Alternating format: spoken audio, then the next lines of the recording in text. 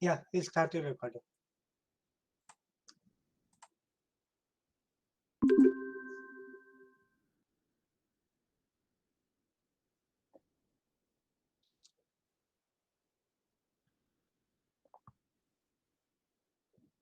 All right, thank you.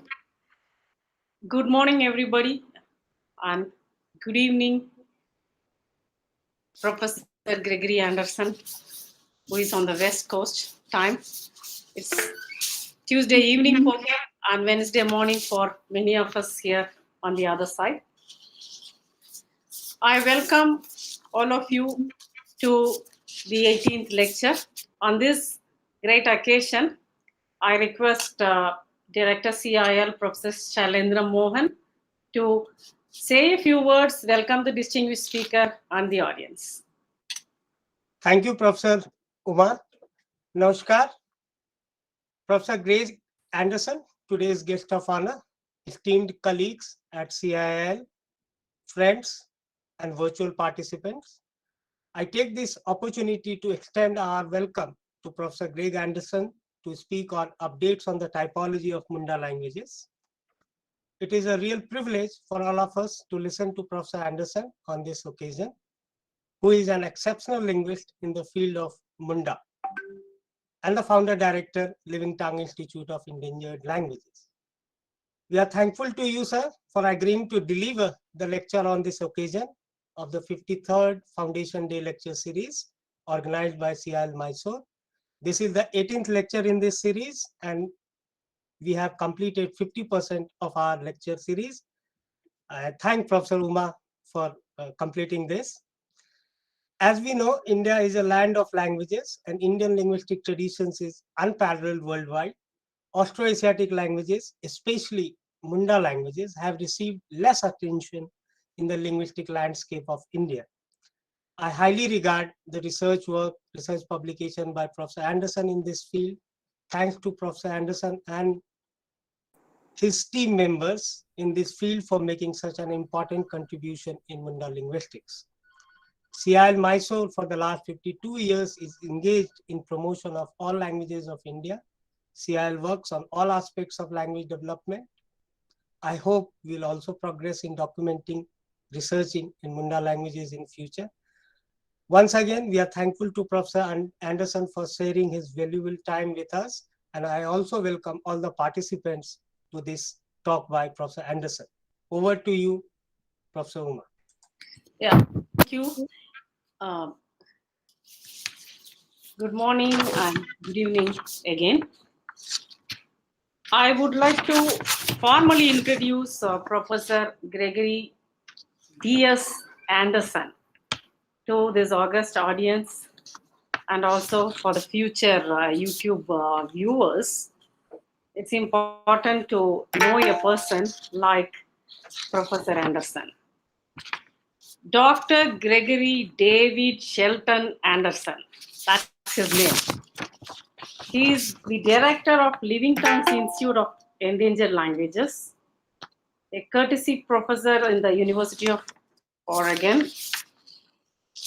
He has served in various other places like University of Manchester, University of Chicago, and worked on several languages of Nigeria and tribal languages of India. As most of you know, he has conducted extensive fieldwork into the languages of Altai Sayan group and among speakers of Munda languages in India. Greg, as he's fondly called by everyone in the linguistics family, has worked in Nigeria on Elm and in India on recently they started work on Koroaka, Ruzo, and many other Tibeto-Burman languages of Arunachal Pradesh. He has worked in Bolivia and Kalawaya and Chipaya in Paraguay on Isher or Chamakoko, Maka, and Tobacom on nearly a dozen languages belonging to 8 different families in Papua New Guinea. In Chile on Shengushan, and in Oregon also. He has worked on quite a number of languages that are lesser known to the linguistic community. As you know, he contributes a lot to different work on languages. He has produced a lot of publications, and he is well known for giving television interviews and radio interviews. Like some of them, the noted ones are interview on BBC in 2002, and also in 2011. His work on endangered languages is featured in the last speakers from Ironbound Films. I think that was aired in the year 2006. He's associated with National Geographic Channel. Is published widely in the fields of historical linguistics, descriptive grammars, morphology, verb typology, and in the linguistics of Munda, Shalistan, and Ornoid languages. Is a very extensive field worker, and he is not new to India.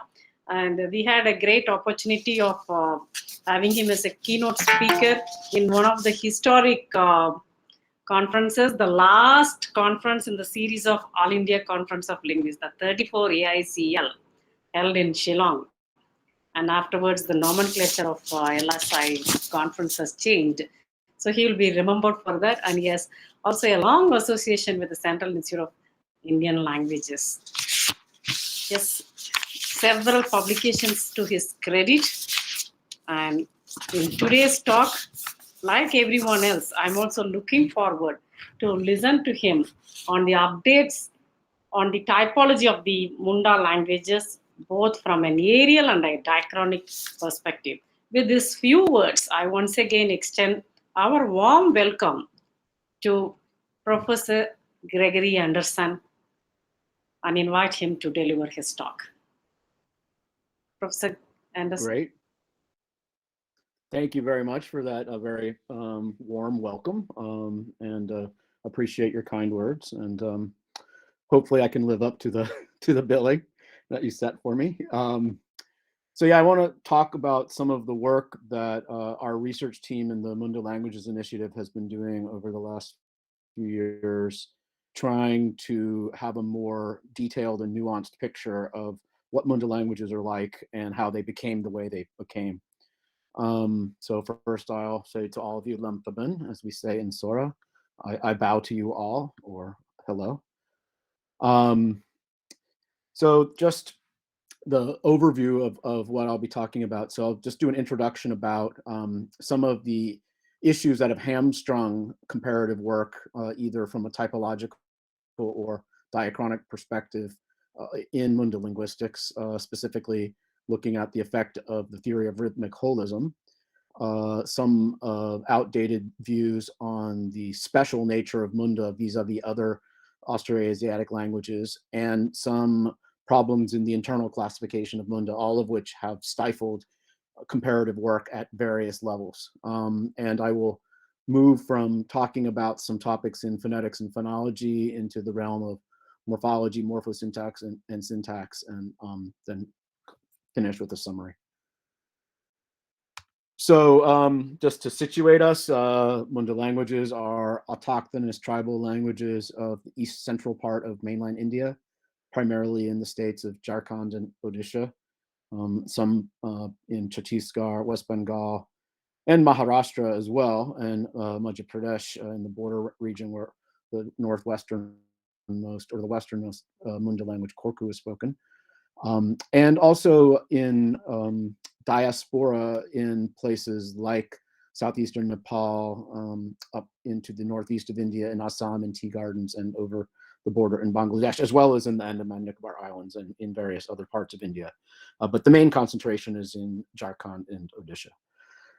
So Munda languages do, in fact, have certain features that have been called Indo-Spheric. So that is features that are common in the South Asian linguistic area.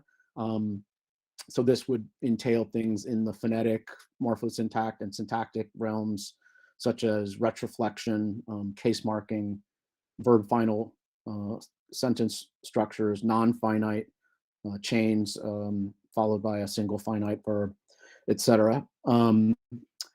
So it's understandable that they featured in various discussions relating to the differences between South and Southeast Asian aerial profiles, the so-called Indosphere and Sinosphere.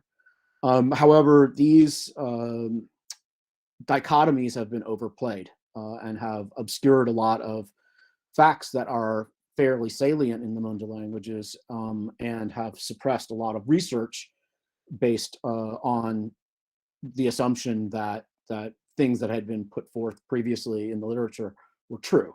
It turns out that some of those assumptions do not stand the test of scrutiny, including instrumental studies in the realm of phonetics. So in sum total, these misconceptions have stifled research over the last half century, really. And part of the goals of our team is to try to rectify that and put Munda back where it belongs, like any other language family with interesting dynamics that show different types of phenomena. So the theory of rhythmic holism was put forth by Pat Donegan and David Stamp in a series of papers. It basically suggests that there is a complete mirror image dichotomy between Munda and so-called Mon Khmer, meaning all other non-Munda Austroasiatic languages, and that these reflect overall a South Asian or Indospheric set of features versus a Southeast Asian or Sinospheric set of features. And in the case of Munda, all Indospheric features would thus be secondary and as a result of language contact. And this was all allegedly triggered by a change in Proto-Munda from a iambic pattern that's common in Austroasiatic to a trochaic pattern in the rhythm of words. And this then triggered a shift in all kinds of seemingly unrelated domains to give the mirror image in Munda of what is typical of Southeast Asian languages that are Austroasiatic, like Khmer. So this is a table that's appeared in numerous publications by Donegan and Stamp. It's just to show that they have proposed that in every way, Munda languages are opposite in various typological features than their sister languages spoken in Southeast Asia. And I'll hope to show that that's a very naive understanding of the dynamics at play and have misrepresented the facts in some kind of very obvious ways, unfortunately. So turning first to the phonetics and phonology. This will be exemplified in a moment, but just wanted to say that various work that's been done in Austroasiatic comparative linguistics have shown that Munda is not to be as different, considered as different as it has previously been. And one of the main issues that manifests this is that it's been elevated to an equal status as a subfamily of Austroasiatic as all others, and not some special group that's different and divergent from all the rest of them. And this is exemplified by Paul Sidwell's wheel of Austroasiatic, which recognizes many different coordinate branches, all with equal footing. So the importance of this fact is that there are things in Munda, therefore, that should be considered when you're looking at Proto-Austroasiatic or Austroasiatic historical linguistic phenomena, when it's up till now been pretty much ignored in all comparative Austroasiatic work. So it's still actually largely ignored, but at least it's being acknowledged that it has this potential to play this role. So the rhythmic holism, as I mentioned earlier, had the effect of basically saying everything in Munda is secondary, everything is Indospheric, and therefore nothing is interesting in Munda from a comparative Austroasiatic perspective. It doesn't mean it's not interesting for internal Munda or within South Asia, but this has led to a total stifling of the role of Munda in comparative Austroasiatic linguistics. within the internal divisions of Munda itself, there has also been an evolution over various years, decades, that has now converged from the original belief, which was, I guess, best exemplified by Pinau, who recognized 4 coordinate branches listed here: Northwest Munda, which is just Korku, Northern, Central, and Southern Munda. This was somewhat revised in Zaid's classification of 1969, which basically unified Korku and Kerwarian into one branch, and Central Munda and the Southern Munda, so-called Koraput Munda languages, into a second branch, so therefore establishing a dichotomy between North Munda and South Munda. A totally different view was proposed by Bhattacharya, but also a dichotomy between Lower Munda, which in this case are the 3 southernmost Munda languages, Gutob, Banda or Remo, and Dide or Gatat, in opposition to all other languages, which he calls Upper Munda. This is based on various typological features that actually don't uniquely identify those 3 languages. For example, Karya has all of the features that Bhattacharya proposes as being Lower Munda features, but Zhuang does not. So recent work has emerged on a very different looking tree. And this actually was independently arrived at by both our team in the Munda Languages Initiative and by Paul Sidwell and Felix Rao, who came up with a nearly identical tree. And this is based not just on lexicon, which the previous classifications were largely based on, but also on structural features, phonology, historical morphology, etc. So a totality of phenomena that happen in languages. Looking at that, we've said there's basically 6 equal branches. Proto-North Munda still exists, but all the rest of the branches are equal coordinate branches. So Korku and Kerwarian do seem to pattern together, but the rest of the languages do not. And all are equal independent branches of the family. This is important for a couple of things that I'll mention later. So talking about some of the fictions and some of the facts that have arisen from an over-reliance on rhythmic holism. So one is that only Munda languages allow full vowels in initial syllables or have true disyllables. While it is true that most Austroasiatic languages do not, there are languages like Pako and Cree, which are right squarely in Southeast Asia and have very strong areal pressure to monosyllabism, but nevertheless have initial syllables of disyllabic words that have full vowels I, U, and A, and not just schwa, which is what has been proposed as being the canonical Austroasiatic structure. We also see disyllabic words within Aslian, Nicobarric languages, Payaric, and Khmuic as well. So there's evidence within Austroasiatic that disyllabic words were permitted, and therefore one doesn't need to evoke contact with South Asian languages for the appearance of this feature in Munda, though that contact may well have reinforced or helped support that through loans, etc., and various other things. But the internal ingredients for that to exist were already present when Munda arrived in South Asia, whenever that was.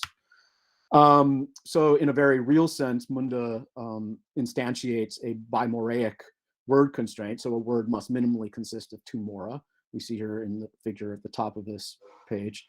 And in a very real sense, the sesquisyllabic word structure of Austroasiatic with a minor syllable followed by a major syllable is simply realized in Munda as a iambic foot with a weak syllable followed by a strong syllable.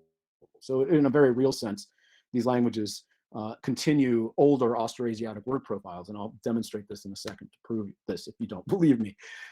Okay, some of the other fictions and facts. So it's been proposed that Sora is particularly archaic with its 9 phonemic vowels. That would be nice, except for that Sora very clearly has 6 phonemic vowels. It's been claimed that Sora alone of Munda languages has no borrowed consonants, but it has retroflex R. Some have retroflex D. This is not an original Austroasiatic sound, therefore it clearly has borrowed this in South Asia. In fact, Santali is actually closer to a Austroasiatic profile than Sora. Santali has different dialects, and these different dialects have different vowels. Some have as few as 5, some have many as 8, it appears. They also have nasalized vowels and diphthongs. So the vowel inventory of Santali is actually quite developed and much closer to an Austroasiatic type than rhythmic holism would have us believe. So as I mentioned before, the claims of rhythmic holism that says Sora has 9 vowels do not uphold under scrutiny. And by scrutiny, I mean instrumental phonetic analysis and acoustics and also statistical analyses on that data. This is done by Luke Horo, my colleague at Living Tongues, in his 2017 dissertation, where he very clearly demonstrated that Sora has but 6 phonemic vowels. So the vowel space of Sora is represented here. Basically, there's 5 peripheral vowels and 1 central mid vowel, schwa. This view that rhythmic holism was true across the board in all Munda languages has only recently been scrutinized. In Sora, it's very clear this is not true. It's also very clear in recent data that we have done on Santali, that Santali patterns just like Sora. So the consequences for historical linguistics here is that since these languages never underwent a shift from iambic to trochaic, that shift couldn't have possibly triggered any other change in the history of these languages. So that is not the explanation for what's happening. So it was a nice, neat explanation. It's been adopted by various other scholars working in different areas, for example, looking at Tibeto-Burman languages in India versus South Asia, but they do not withhold, they don't hold up under scrutiny. So various claims have been put forth about both Sora and Santali. It's been claimed to be a quantity-sensitive trochaic system. Ramamurti said it was morphologically conditioned. The quantity-sensitive trochaic is very clearly not true, and I refer to a recent paper that Luke and Priyanka Sarma and I did in the Acoustical Society of America journal in 2020. We're testing currently the morphological conditioning of stress, so I can't comment on that yet, but in disyllables, that it's not a quantity sensitive system, and it's very clearly canonically iambic. Similar claims have been made about Santali, that it's morphologically conditioned, that it has a trochaic initial stress system. Ghosh put forward second position stress, and our data supports Ghosh's analysis in this. So just a little bit of the acoustics. So Sora word prosody is very clearly iambic, and there's 3 cues that conspire to show what a vowel is prominent in a word. That is duration, intensity, and fundamental frequency, so pitch. And in each one of these instances, second vowels always are higher or more prominent than first vowels when these are compared. In terms of the vowel space, first syllable vowels are narrower and more centralized. Second syllable vowels are more peripheral and more distinct. So both the acoustic cues and the vowel space phenomena very clearly show that this is a iambic second syllable prominent, not a first syllable trochaic prominent. I mentioned that recent work we've been doing is on Santali. Here we have some of the structures that we were testing. So just syllable structures of various sorts, so both light and heavy syllables. We tested this. We tested words in 3 contexts: 1, words in isolation; 1, in a phrasal frame, meaning I blank said; and then 1 in an unaccented phrasal frame where you're getting focus on another word in the sentence, so you're triggering a non-focal interpretation. So these are the 3. So I said blank loudly, not softly. And all 3 instances, we again find the same patterning that we see in Sora. That is, second syllables show prominence with respect to the vowel duration, vowel intensity, and also in fundamental frequency. Now, the one issue here is that in isolation, fundamental frequency doesn't seem to play this role in Santali. So in the case of Santali, it may be that fundamental frequency it triggers a phrasal or utterance level interpretation, not a word level phenomenon, but in terms of intensity and duration, they pattern very clearly with second syllables being prominent with respect to first syllables. Okay, so it's also believed that the trochaic falling word prosody that was proposed, which we've just shown isn't real, is why Munda languages are agglutinative and synthetic. This also does not stand under scrutiny. So the old prosodic word patterns, that is iambic structures, are maintained within larger morphological constructs. So basically a large morphological or grammatical word will consist of a series of prosodic words that are preferentially 2 syllables. So in a sentence like ingidra baing arup akakoa, that is, I haven't watched the babies. You basically have 4 prosodic words combining to make one long grammatical word in Santali, and this is true in Sora as well. So belief of Munda was that it was trochaic. The instrumental data shows that we're looking more likely that Proto-Munda was iambic and thus inheriting that structure from Austroasiatic.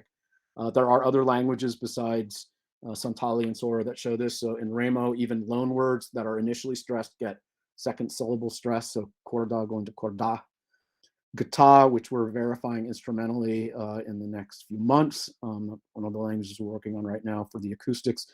This also appears to be second syllable prominent. So you're having 4 different branches of Munda here, all showing the same thing. Then the comparative method really is going to suggest strongly that this is the older pattern inherited from Proto-Munda and Proto-Austrasiatic. So apologies, my insane dog. So yeah, Munda languages show all kinds of archaic features, not only the word prosodies, but word formation methods such as prefixation, infixation, very elaborate systems of expressive reduplication with various patterns of consonant or vowel overwrite. And also the languages that we have instrumental data on very strongly skew towards second syllable prominence. And it's been suggested in recent papers that this is probably true of all of Munda. Okay, one feature that is phonological in nature, but very clearly secondary and very clearly endospheric, is the rise of retroflexion, which is common in all of the Munda languages.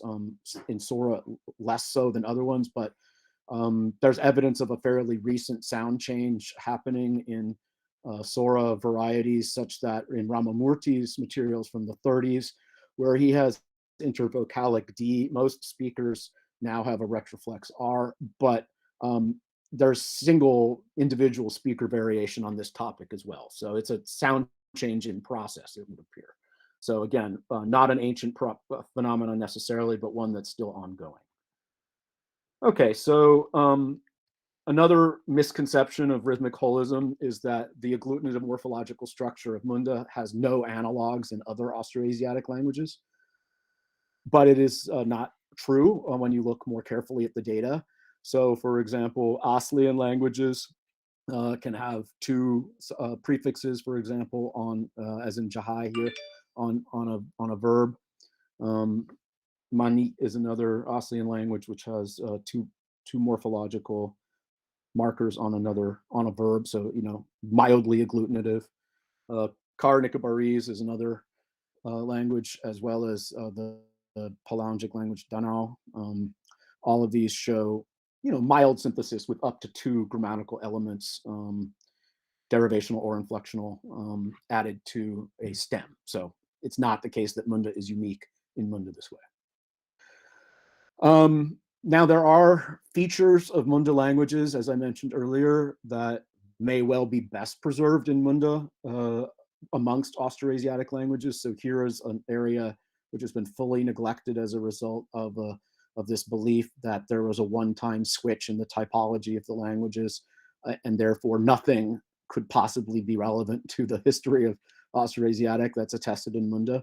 But one feature that very clearly shows that it's old in Munda and has analogs in other Austroasiatic languages is noun incorporation, and it probably is best preserved in Munda and is an old feature. So taking Sora as our base here, just about every noun in Sora occurs in two forms. One is a monosyllabic combining form that attaches to a verb or to another noun, and a syntactically freestanding form that is typically two syllables.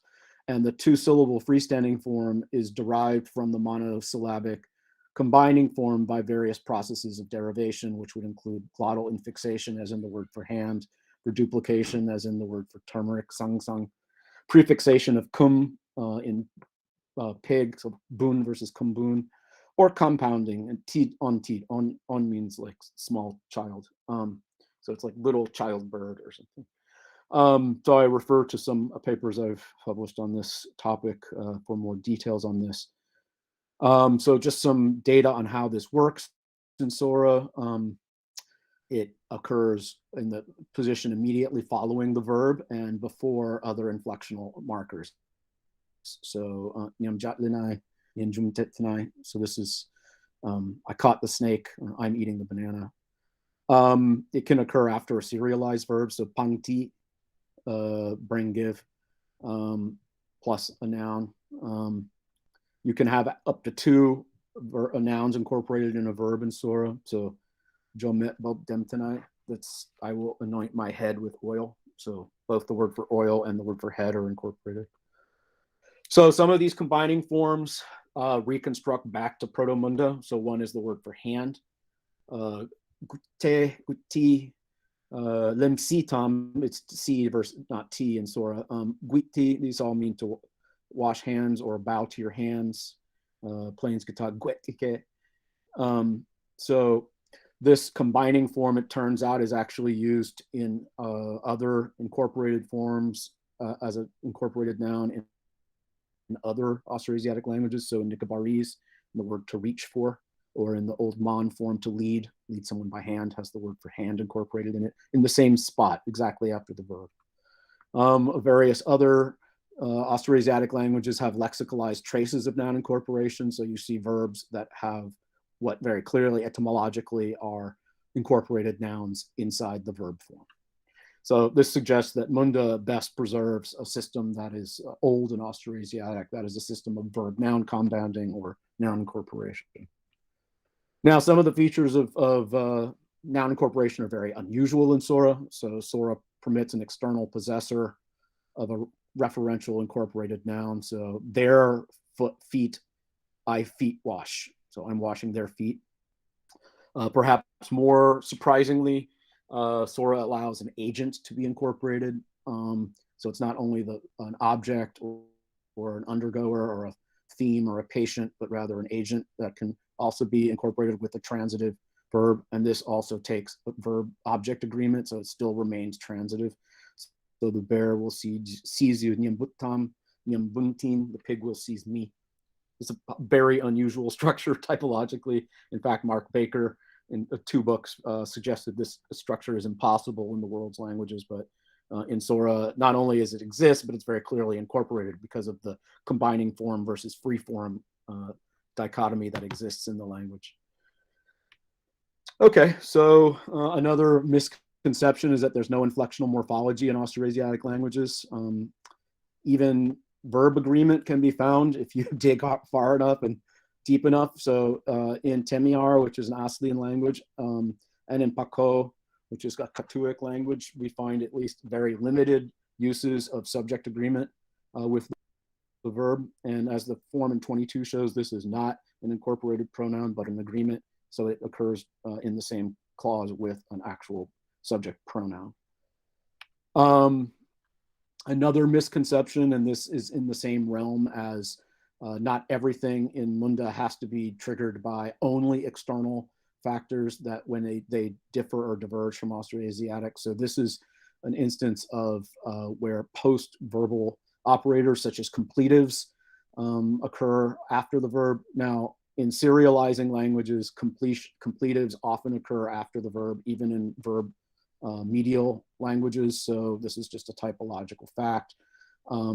But so it's not surprising to find these in Austroasiatic languages. But perhaps more surprising is to find other types of verbal operators like modal or aspectual markers occurring post-verbally, as we see in Bugan here, just from southern China. And again, this Palamjic language, Danao. So more on the not quite mirror images of Munda versus other Mon Khmer, or so-called Mon Khmer, because Mon Khmer is no longer really used among Austroasiatic specialists. We just talk about Austroasiatic and its various sub-branches. So here we see a situation where the syntax is very, very similar between modern Mon and Gata, where we have father plus a third person reflexive, followed by a noun, meaning name, followed by the personal name. This is not at all the mirror image, but rather identical looking structures that are etymologically related as well. Another area where we're looking at a drift to South Asian norms from Southeast Asian norms, let's say. So in this case, there's two different Southeast Asian norms for classifiers. This is one that occurs in the periphery of the area. So this would be Vietnam, so Vietic, Batnarik, Katuic, and then in the Western areas, so Malaysia and into India, so Aslian, Kasian, and Nicobarese. Here we find the numeral followed by a classifier followed by the noun. In the other sort of more core central area of Austroasiatic, what we find instead is a more Thai-looking structure of noun numeral classifier. And then when we're looking at internal NP syntax, that is the relative order of demonstrative, genitives, and adjectives, we find a gradual drift in the Austroasiatic languages of India from the standard profile that we see where the noun is always at that left edge, followed by modifiers. So in Kasian, demonstratives precede the noun. In Nicobarese, demonstratives and adjectives precede the noun, and this has gone full blown towards South Asian norms by having genitives precede nouns as well in Munda. So we see a gradual change here. And again, not quite mirror images, but rather a gradual shift towards South Asian structures amongst the South Asian residing Austroasiatic languages. Okay, so some old features maintained relatively well in Munda that are Austroasiatic features. One of these is a system of multiple negators that occur pre-verbally. So one such negative marker is the ka negative found in, for example, Ho, Kerwarian language. So Kula suprike kia, tiger did not kill the pig. This appears to be cognate with K initial negators found in other Austroasiatic languages. Another one is the preverbal ma or ma negator. In Munda, it seems to largely be non-finite negation. So it occurs in non-finite clauses, purpose clauses, or also in adjectival forms. So this is seen in Zhuang and Gata here. And so anyway, two verbal negators both occurring pre-verbally. One is like a K series, one is like an M series. This is something that Munda seems to preserve from Austroasiatic. There are other features in Munda that are old in Munda, but not old in Austroasiatic, but also are not really typical of other South Asian languages. So what stands out saliently in this domain is, for example, polypersonal verbs. And it's quite possible, because we're looking at a feature that can be projected back to Proto-Munda, that this did occur very early in the history of Munda, such that it happened at the Proto-Munda stage. And so that clearly was not a Dravidian or Indo-Aryan language they were in contact with first in South Asia, but rather a verb final language that had verb structure that's probably more similar to that found in Burushaski or Kiranti or Kukichin languages where you get polypersonal verbs. And I'll show what that means in a second. So a verb in many Munda languages, but not all, some do not allow object agreement. We find the ability to encode both subject and object person number features in the verb. So these are two forms from Langiasur and Sora, where the speech act participants can be encoded either as prefixes or suffixes to mark different subject and objects. Typically, the subject occurs as a prefix, the object as a suffix, but it's more complicated than that. Third person forms are never prefixal. Third singular is typically unmarked in most languages except for Kewarian. Third plural is typically suffixal or enclitic, and therefore you can stack up two agreement markers at the end of a verb like atilimji. They didn't give you.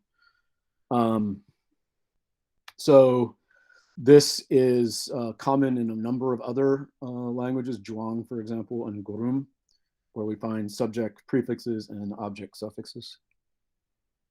So the model of subject verb that occurred in intransitive clauses may have helped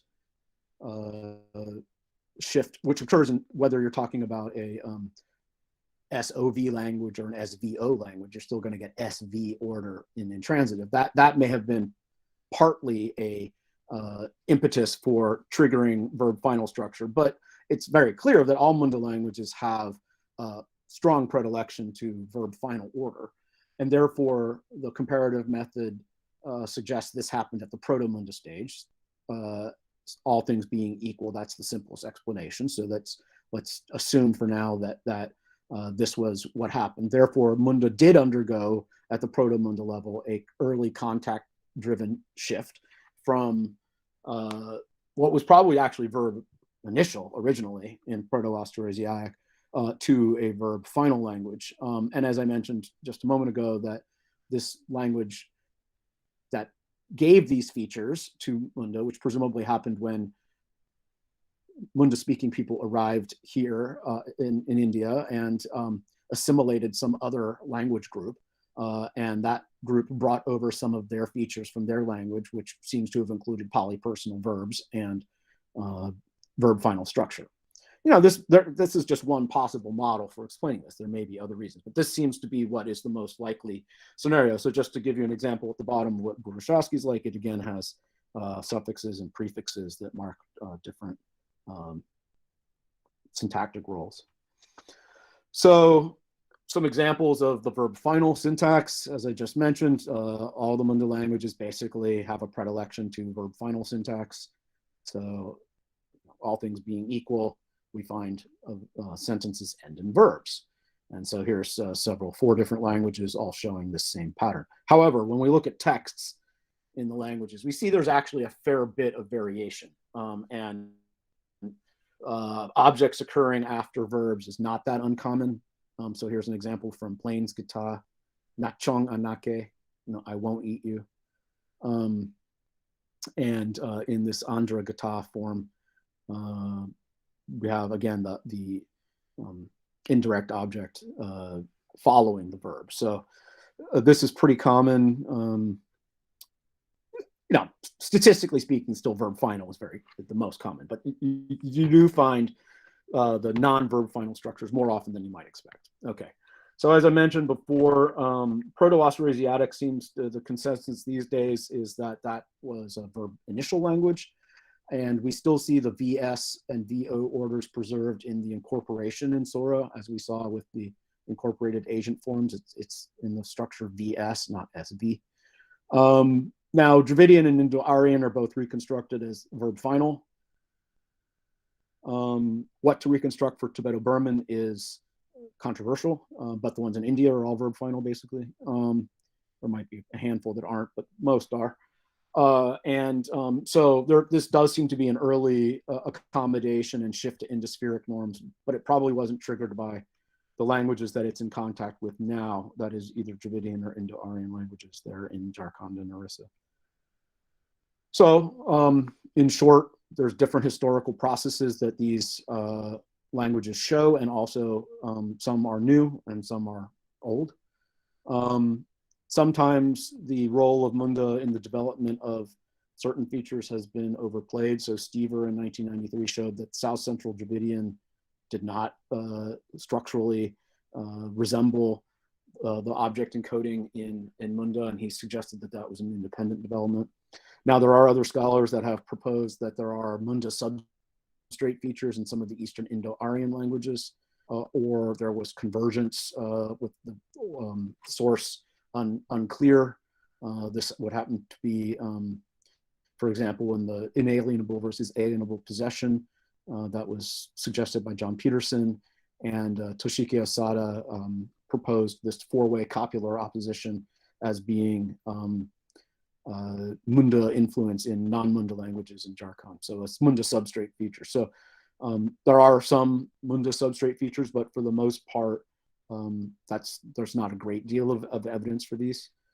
But there is some evidence of other types of things going on at later historical periods. So for example, in Proto-Guto-Baremo, the verb stem template seems to have reorganized from the Proto-Munda positive verb stem template seeding 51, which had subject prefixes, an object suffix, to a fairly simple verb followed by tam followed by a subject. So subject now following the tam markers rather than preceding them, as was the case in the proto language. So two examples here in 53 and 54 show this simple structure of verb stem, tam marking followed by subject marking. Now, this is exactly what Krishnamurti has reconstructed for Proto-Dravidian in 55 and exemplified by various Dravidian languages in Konda and Kuvi, for example, and Gadba. Now, Gadba is particularly interesting because they live in some mixed ethnic villages with Munda Gutob speakers.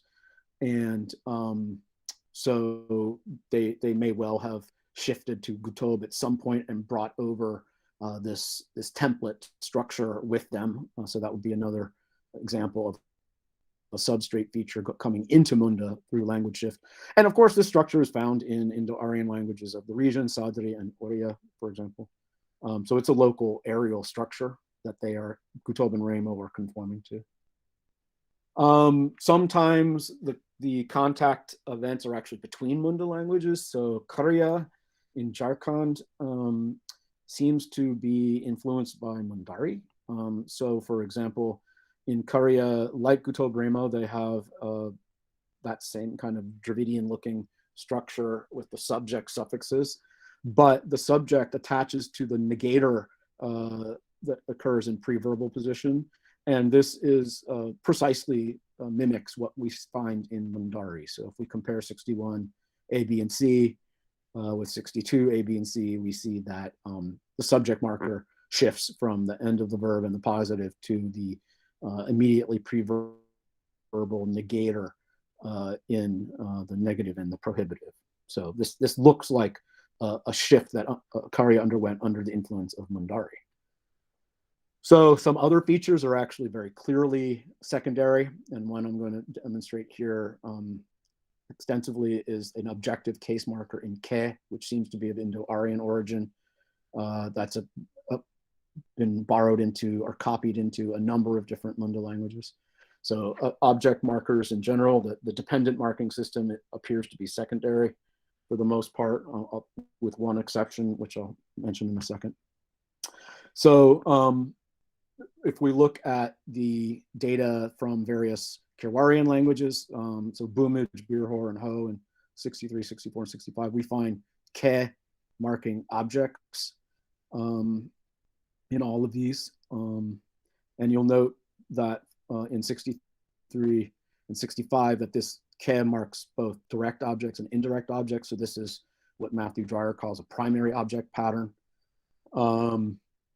And Anna Puchulowski had an interesting statement that said that her older speakers often rejected forms with Ke as grammatical, and it was most common in the younger people's speech. So therefore, seems to be a fairly recent origin in Ho. Quite interestingly, we see quite varied phenomena going on in two very closely related Kerwarian languages. This is Kerat Mundari and Tamaria Mundari. So in Kerat Mundari, we find that ke appears on the object, and the object can also be variably encoded in the verb as well, which is the older pattern. So in 66, we see ing or I marking the first person object, but it's lacking in 67. So but the ke nevertheless. So basically there's been a turnover from a head marking system where the object encoding in the verb was obligatory to a dependent marking system where the case marker ke appears to be obligatory. Now, functionally speaking, in Kerat Mundari, this is a dative accusative because it can actually appear on both a direct and indirect object in the same sentence. So in 68, don't give me the baskets, ke appears on both of the non-subject arguments here. Now, if we look at Tamaria Mundari, we see similar kinds of phenomena. So here we find ke typically is lacking on inanimate objects, but obligatory with animate ones.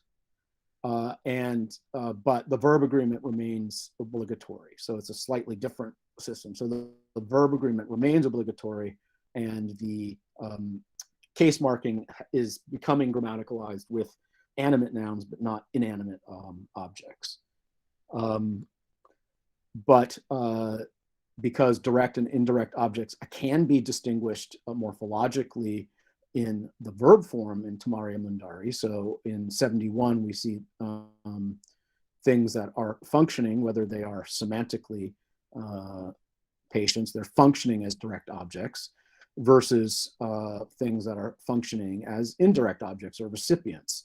And this is signaled in the verb by tense aspect marking followed by the object marker in the direct objects, but a applicative marker preceding that in the indirect objects. And that's this that we see in 71 C and D in the verb after om. Om is give, is the applicative marker. Also you'll notice in 71 C and D that ke only occurs on one of the arguments. And here it's preferentially the indirect object, but it can also appear on things that are functioning as clear direct objects, as in 71A in the ein ke.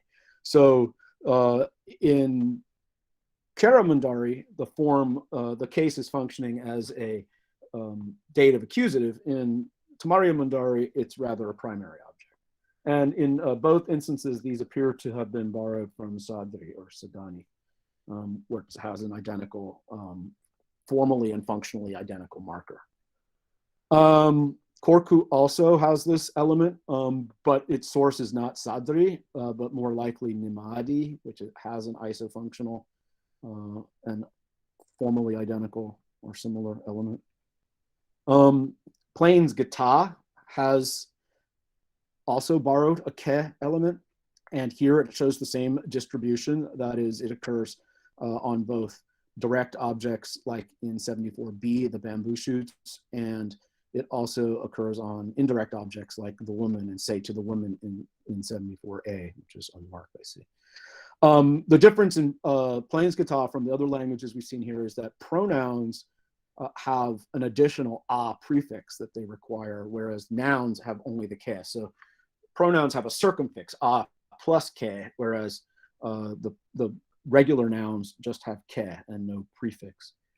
Now we can compare this with Hilgata, which shows a different split in that the a alone marks primary object with pronouns, and the k or ke for some speakers marks the primary object with nouns. So here we have a different type of split, but clearly related.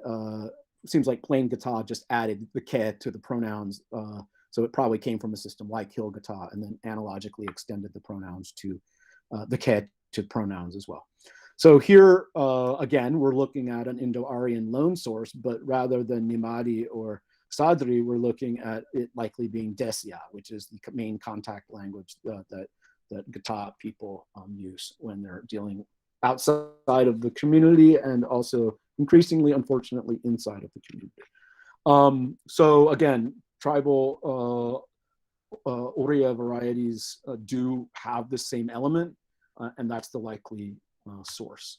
Now, of course, other languages of the region have primary object markers, so that is something that functions both as a direct object and as an indirect object marker, or as Dreyer 1986 called this, a primary object, that are the same form. So in Pappuswamy Oriya, we have this ku and this in marker in Paraji, which is, of course, Dravidian. So ke is common in these Munda languages, so you might think, well, maybe it's just old, maybe it's just the old form, but there are languages that lack any trace for it. So Santali spoken in West Bengal and Jharkhand doesn't really interact much with Sadri, unlike some of the other tribal communities, and there's no evidence of this element in Santali at all, except for in Assam Santali, where ke is used and where Sadri is in fact the lingua franca amongst the tribal communities there. Now, Santali also has a differential object that is distinguishes direct and indirect objects through plain object marking versus applicative or benefactive object marking with this a. So the a was the older form. So there was a way of distinguishing these two types of objects. So the primary object pattern does in fact seem to be a secondary accrual. So some result of this is that these apparent correspondences are just that. That is, they are parallel developments that happened at probably different times and have even different morphotactics. So in some of the languages, they're clitics, and some of them they're suffixes, and this is determined by, for example, whether or not they're eligible to receive stress. And this can even distinguish two very closely related dialects of the same language in the case of Mundari. Now, this element does occur, as we saw in Hill Gata and in Plains Gata. It's also the only object marker that's used in Remo, and it is used, again, seemingly like a prefix, but the form in 83 suggests that it's more likely a proclitic in that it attaches to an adjectival modifier that's preceding the noun. Now, the interesting thing here is, and this is not a sound historical analysis, but there is something in Pako which is used as a dative that only occurs on pronouns, and this is a. It may be related to the a form we're looking at here in Munda, either as a case marker in the case of Remo and Gata, or as an element within the verb that's been incorporated into the verb in Kewarian, but that remains to be demonstrated. Sora also has a primary object marker, which is a very recent grammaticalization of a word meaning body. Okay, so now in some high contact Munda varieties, there's very clear restructuring going on in terms of the syntax. So Birhor is a particularly affected language, has a strong Indo-Aryan lexical and syntactic imprint. So for example, they borrowed the complementizer ki, used clearly of Indo-Aryan origin. They also have developed relative correlative structures typical of South Asian languages, but typically not typical of Munda languages. But Birhor is a heavily restructured Kewarian language, so it has certain overt traces of contact in its syntax.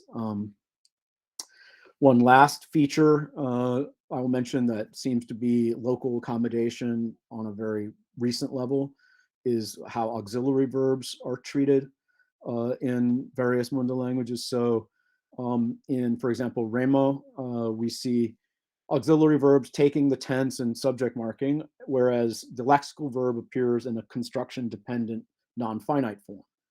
In 88, that construction-dependent form is a converb, which, as you'll notice, is identical to the past, or one of the past tense markers. In 89, it's rather a reduplicated form of the lexical verb, but nevertheless is still a construction-specific dependent form, whereas all of the obligatory inflectional part of the word occurs on the auxiliary. So this is your, sort of default auxiliary structure, familiar from many languages.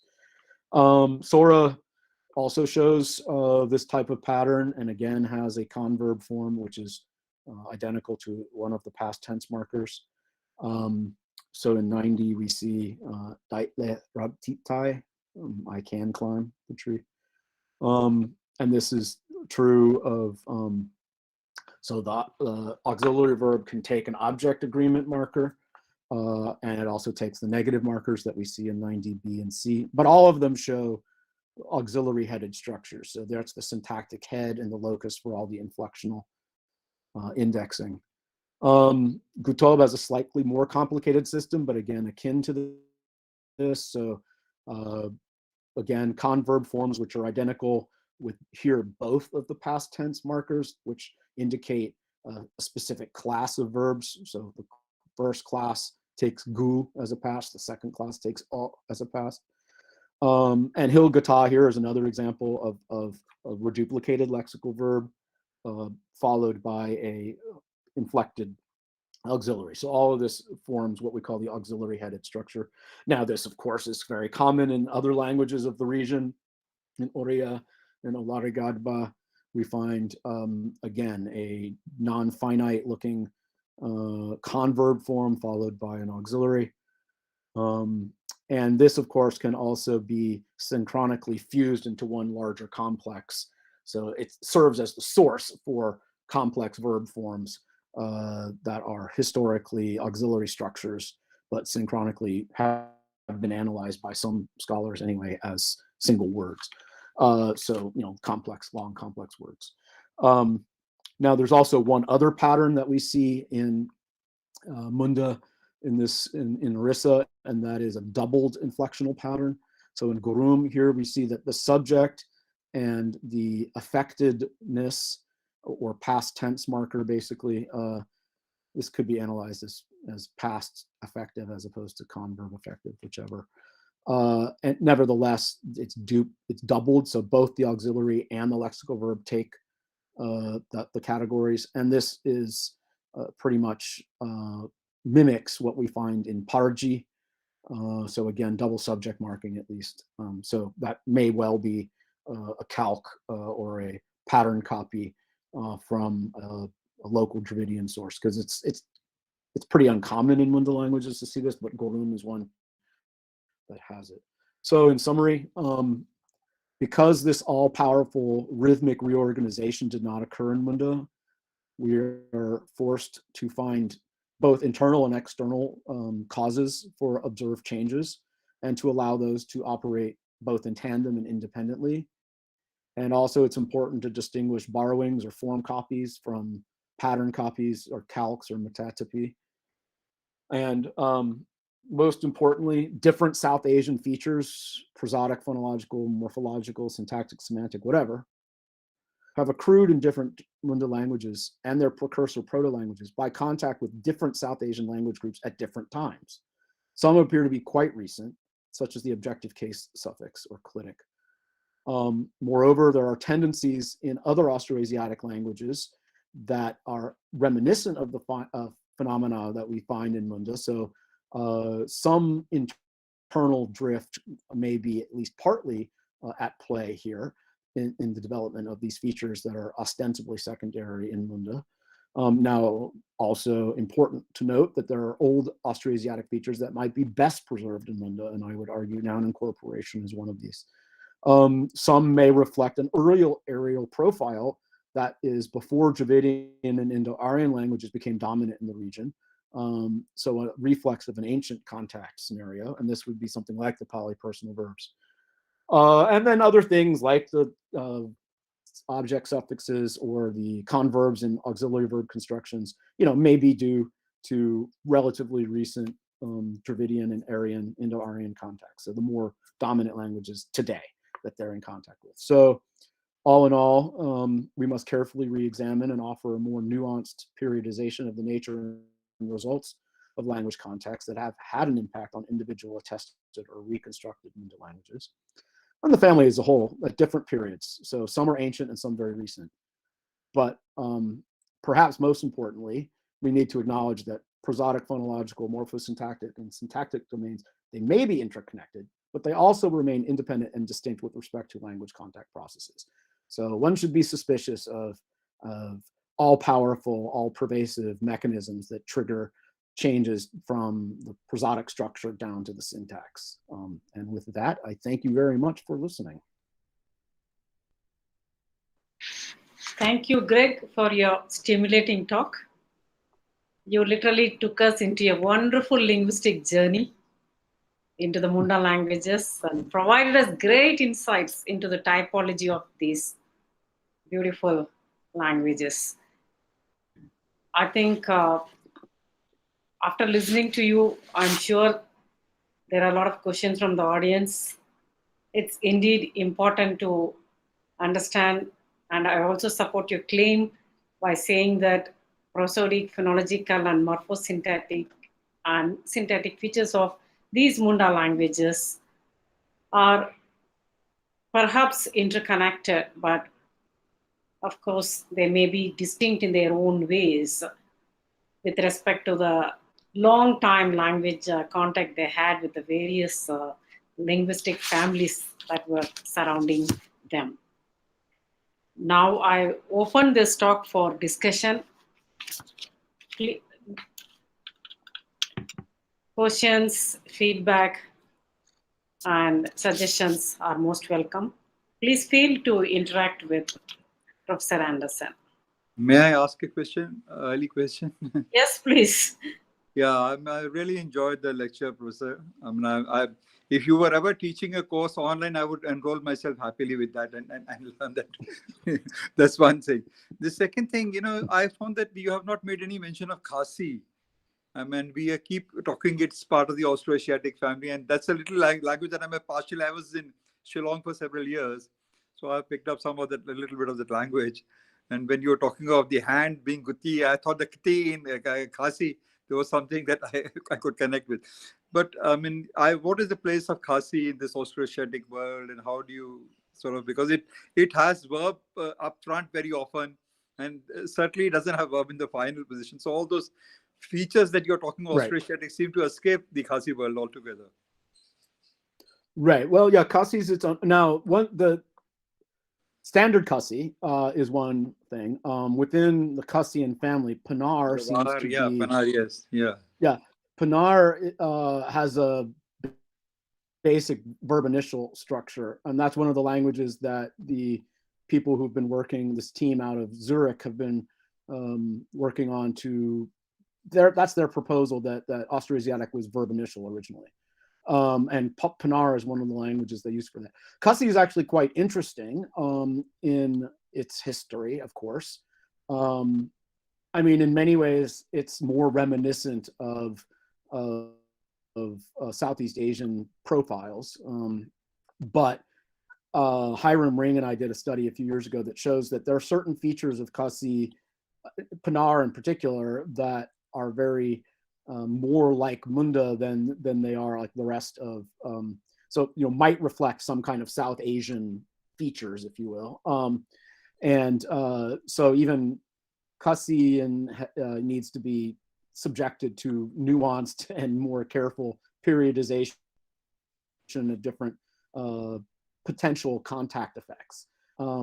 Yeah, so I mean, for example, there's something in Khasi with this object, this prefix, or it's the particle that precedes the noun. Ha, I think it is. There's like ha and ya that are case markers in Khasi that may well be yeah. So they might be relevant to the history of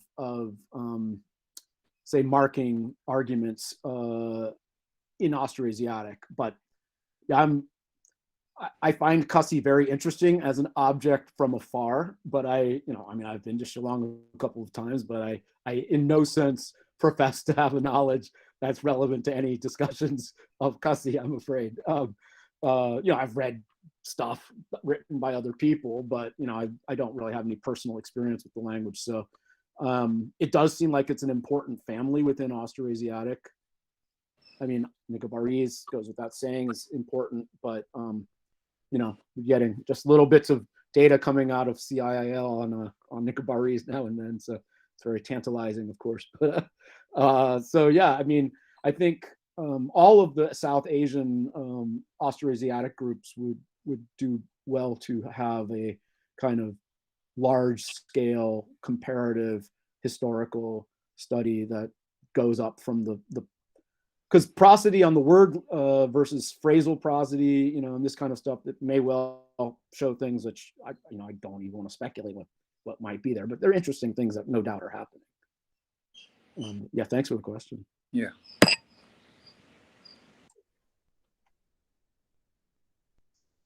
Yeah, Professor Greg, can I ask one? I have just one observation. Can I ask? Of course. Yeah. One is related to the retroflexion, that Proto-Munda stage had a retroflex consonants. Then why do we still consider it as an endospheric system? And number two is related to the object case.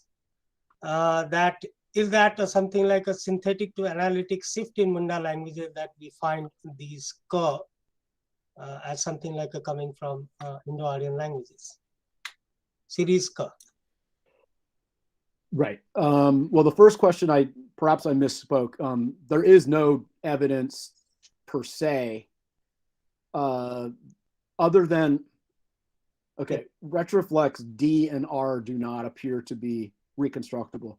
There are a handful of lexical items across the family that have retroflex T that might thus project back. However, even if it exists at the Proto-Munda stage, it definitely isn't attributed to Proto-Austroasiatic and therefore had to have developed in Munda at some point somehow. It is, of course, entirely possible that it has nothing to do with the fact that it happens to be spoken in an area where retroflexion is common. That is always the case in historical linguistics. You can never really prove anything necessarily. It's just the easiest explanation. So I may have misled you or misspoke there, in which case I apologize. So I didn't mean to imply that they were, that is an endospheric structure. So the prosody doesn't seem to reflect endospheric things, but retroflexion does. So that's, within the prosodic phonological domains, you have both clear evidence of internal developments which aren't related to the external context scenario, plus you have things that very clearly are related to the, or seemingly, let's say, related to the, aspirated voiced aspirates in Santali. That's another thing that seems, likely to be secondary, not an original structure, because other Karawarean languages don't have them. For example, it's unique to Santali. Or Birhor has them actually, but some Birhor basically is Santali. Some Birhor is more like Mundari. But, the second question, I'm not sure I followed the exact line of the question. You were asking about the case marker. What was the case marker question? A and Co perhaps could be in the later stage because there may have been a shift from synthetic to analytic, and the Munda languages are showing these kind of object markers inside it, which has a K series, something like that, from taking from Aryan or something. Yeah, I don't think it's a shift between synthetic and analytic, but rather a shift from head marking to dependent marking. Okay. So the argument encoding in Proto-Munda seem to heavily skew towards head marking, so in the verb. But with the exception of this which ends up both in the basic forms of pronouns in some of the Karawarean languages, it ends up inside the verb form, assuming it's related, which it may not be,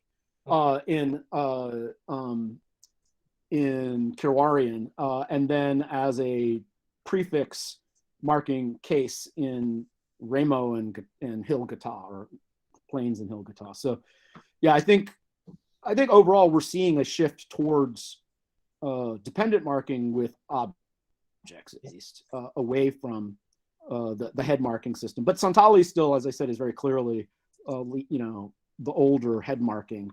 And outside of Assam Santali, where there's, a small minority and are influenced by Sadri, that lexically at least. So that would suggest that it's, likely to be a secondary development in that. But Santali is a good example of, and Sora also lacks any evidence of things like that.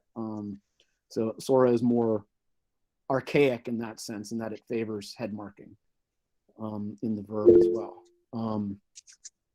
Okay, fine. Thank you. Yeah, Tanmay seems to have his hand up. Yeah. Hi, Greg. Great paper. I had a question, maybe too specific right now. When you talked about the critic placements or agreement marker placements in, I think, no, I don't remember the language, but when you're talking about the K marking, the question Shailendra just asked, you also talked about how the object marking is double. Sometime you have the K marking as well as in the verbal domain.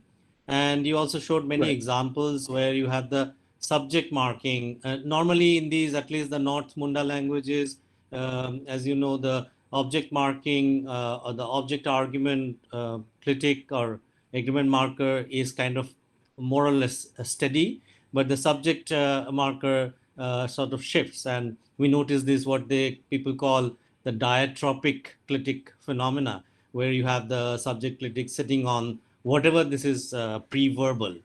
Now my question is that a familiar question, Hans Hock's argument, as you're familiar, that paper on Backernagel is Wackernagel or something like that. In that he talks about this as well, two things. One is the generational stuff, which maybe we don't need to discuss, but he mentions this is a prosody related phenomenon. This it's a second position. But my question is that, the examples that you showed are, it's on the subject marker is sitting on the negation, which is pre-verbal. But also we know of cases, again, not across all the Munda languages, but the North Munda languages have cases where you can have that marker sitting on a non-head, sort of non-head kind of structure, like a adverb. Yeah. So do you, what is your position regarding this? And do you connect this in a sort of syntactic phenomena that there are heads like negation, but there are non-heads like adverbs on which this particle can attach? And the idea, the thesis that this is prosodic or syntactic, and what is your position on this? Yeah, I'll say several things on that. One, it's very clearly not prosodic, and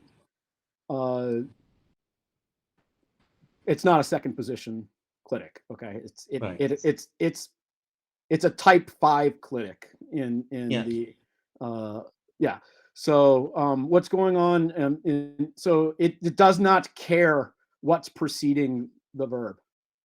It will attach preferentially to the thing preceding the verb. And I must say that if you looking at texts in natural occurring speech, it's not uncommon for it to occur both. So in Tamaria Mundari, they actually preferentially have it occurring immediately preceding the verb and at the end of the verb complex. In Kara Mundari, it occurs pretty much. Kara Mundari were originally Kuruk or around speakers who shifted to Mundari, and they preferentially have it on the end of the verb complex and typically do not mark it preceding the verb. So you get all of the possible permutations on that when you're looking at A across the Kerwarian languages and B across the different attested data. So what it really, so historically what likely happened was the subject markers were likely proclitics, and so yes, so in some sense there's a prosodic phenomenon going on here where there was a boundary reanalysis where it got reanalyzed as an enclitic to the word preceding the verb as opposed to proclitic on the verb. So that's historically what likely happened. And yeah, I mean, Hans's study is an interesting study. It just doesn't fully account for the phenomenon that's attested in the actual data. That's all. Yeah, I agree. Yeah. Right. Yeah. But thanks for the question. Thank you. Yes, Professor Subarov.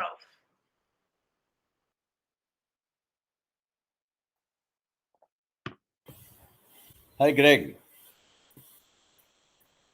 How are you? Good to see Okay. you. I enjoyed the great. talk. I was just wondering if you would like to talk about agreement reversal when you have a non-nominative subject in Santali, Mundari, and Ho, which even the traditional grammars talked about, which you also have mentioned in one of your works Yeah. on Sora. Yep. So Yep. I was wondering if you want to throw some light on that. Okay, so yeah, right. Well, so experiencer subjects in those three Kerwarian languages can be encoded as an object Yes.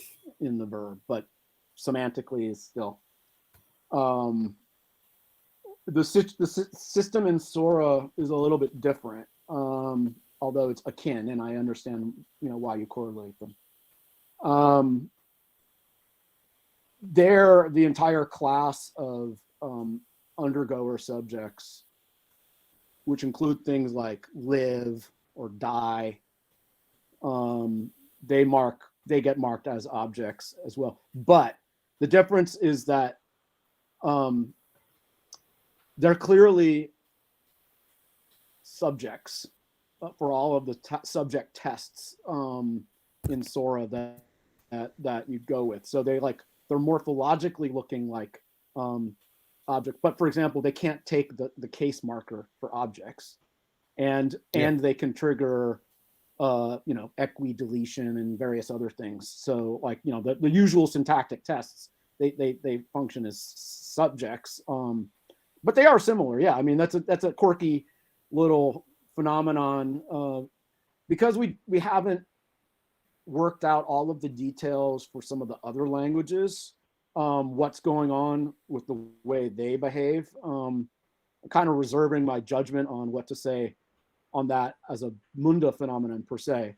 I mean, you've done some, you've written interesting things on those Kerwarian stuff, so I don't have much to contribute to that.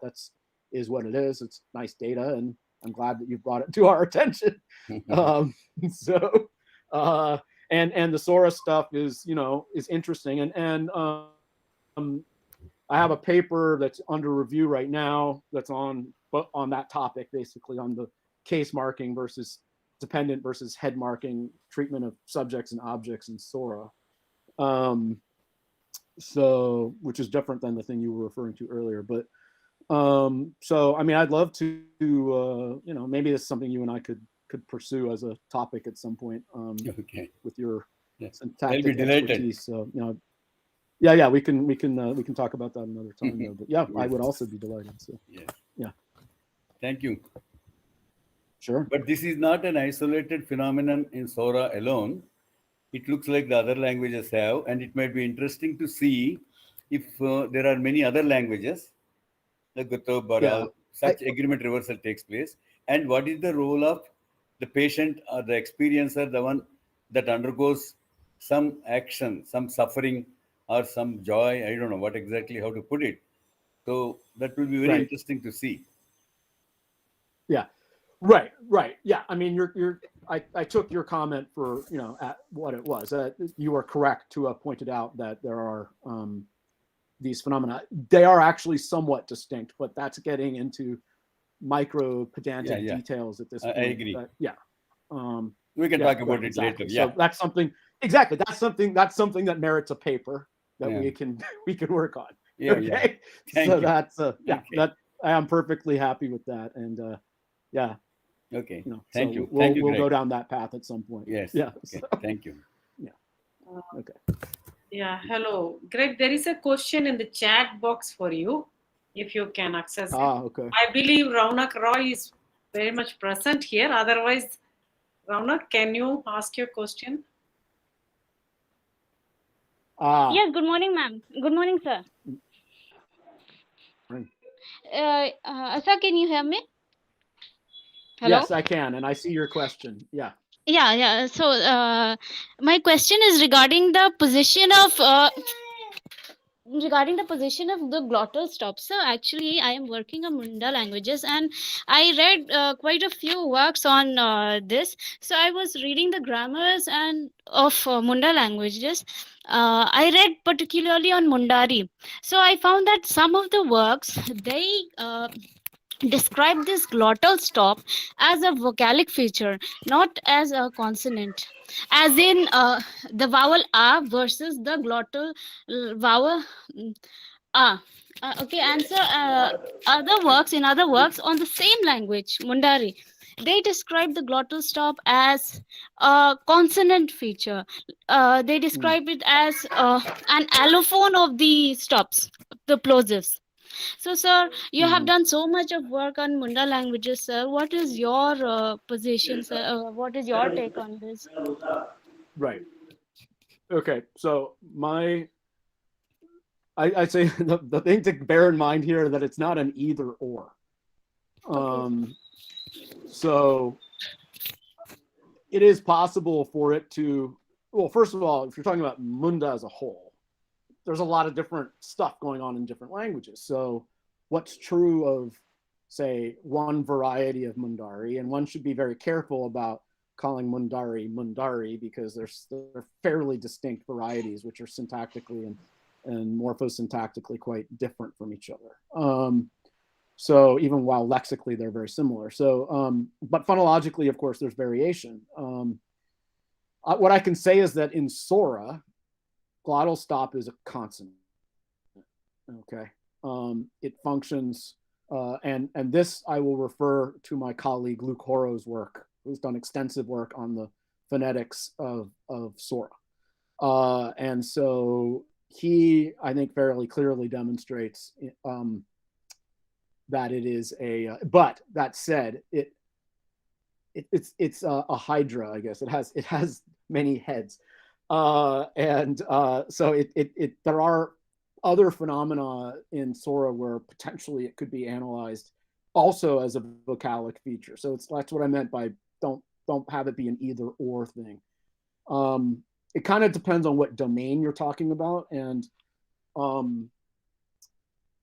also just, you know, the details of the phenomena. So, but I will say that I will refer you to Luke, who's you know, if you want to contact to have a detailed discussion on the phonological or phonetic details of glottal stop. For Sora, he can answer that expertly. For the other languages, we're just now starting the phonetic analysis, and therefore it's still premature to have a statement on it. Now, Mundari, of course, is a language where there's been quite a variety of opinions put forth on many topics. You know, with what I was talking about prosody earlier, that, you know, there are people that think Mundari is a quantity-sensitive trochaic system. There are people that say it's iambic. There are people that say it's, you know, and not quantity-sensitive. There are people that say it's not even a stress system. It's a pitch accent system. And therefore, even the basic details of how to analyze the language is up in the air. The one thing I can say is that that's a language that we'll be working on in the coming years, and I'll have something more to say on that topic. And in general, in the sort of phonoprosodic domains, that's a current area of interest of ours, and something that we just got a recent grant to work on, and therefore something that we'll be pursuing and hoping to have a more refined and better information about for you in the coming months and years. But I don't have a great, since we've just scratched the surface on it right now, I don't want to mislead you. Thank you so much, sir. Yes. I like to see the work that you're doing on this, for sure. Yeah.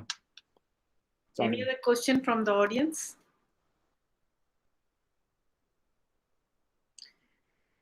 We have 2 questions from YouTube before I give the space again to Professor Subbarao. He has raised his hand. It's from Professor Ramesh Kumar. He has worked on Remo. He has produced dictionaries also on Remo. First question is, can you give a couple of complex verb stems in South Munda? Can I do what to them? I think Give he's a couple of- asking you whether you could, is it possible, can you give some examples of complex verb stems in South Munda? Okay, that could be interpreted in various ways. So I'm not exactly sure. We had some examples of incorporated nouns, which, you know, that's a complex of one type. Serial verbs, of course, exist. Yes. There are directional serial structures that exist in these languages. There's any number of auxiliary structures, which in, you know, the typology of complex predicates falls in. Both serial and auxiliary verbs fall into that category, as well as light verb structures. But so they all are relatively common in Southern Munda languages. So I mean, well, like for example, in the Gata form, that saliaku, that's a compound verb, to ask. It clearly has two verb stems in it historically. So I don't know if that answers the question, but I mean, I guess I need a little more detail to know what type of complex structures they were interested in. Yeah, well, there's one more question from him, from the same person. Okay. I'm trying to comprehend that. He has put verb to be in remo with a question mark. So maybe he's asking, what's the verb to be in remo? Do or den on a thing. Yeah, Dan. Oh yeah, okay. Well, Dan could be. That verb stem in general, you know, varies in meanings between completely grammaticalized, therefore not really having a lexical meaning, but you know, marks continuous or progressive or whatever, or it can mean be or become, I guess, depending on the language. The verb to be is very complicated in many languages.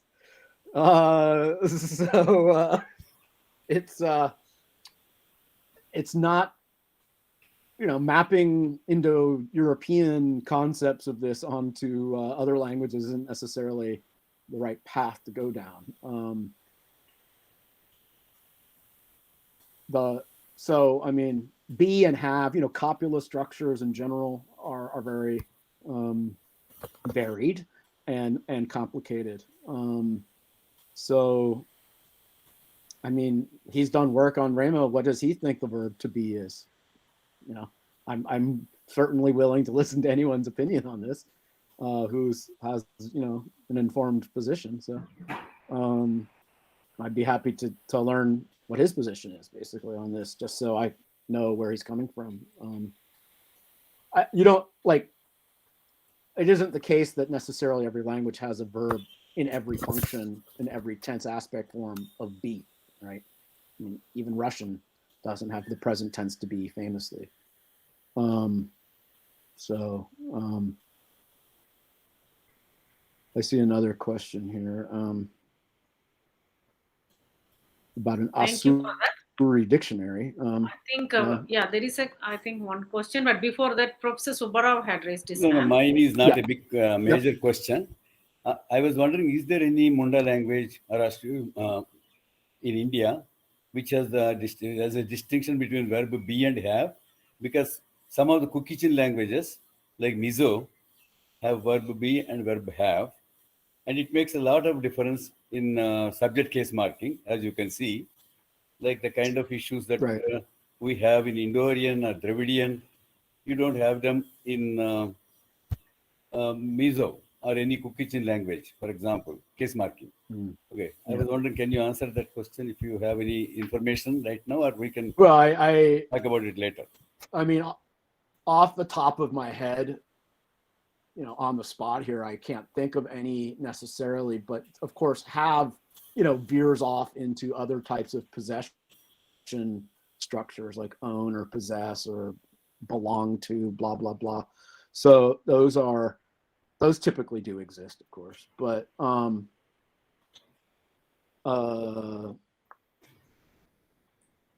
Okay, I see some. Yeah, so Yeah, I'll get back to you on that because I don't want to say no because I'm not positive that. I just have a connected comment. What I was wondering, not having a case marking for experiencer subjects or any other type of subject, which is to have a non-nominative case marking, then that kind of result in the kind of agreement reversal that you have in some Munda languages, or if you have something like the cookie chain languages where you have a distinction between verb be and he have. So this kind of distinction triggers having or not having has lots of implications for case marking, and as Munda languages show, Saura and these three languages, Munda, North Munda languages, show that they have implications for agreement. So we have to look into that at a later stage in a deeper way. Sure. Yeah. Yeah, I mean, that is true. Although the be have thing actually doesn't tend, I don't think it has anything to do with the case marking as such in Munda, honestly. But I understand what you're talking about for the Kuki-Chin languages, though. I mean, of course, there's no subject marking.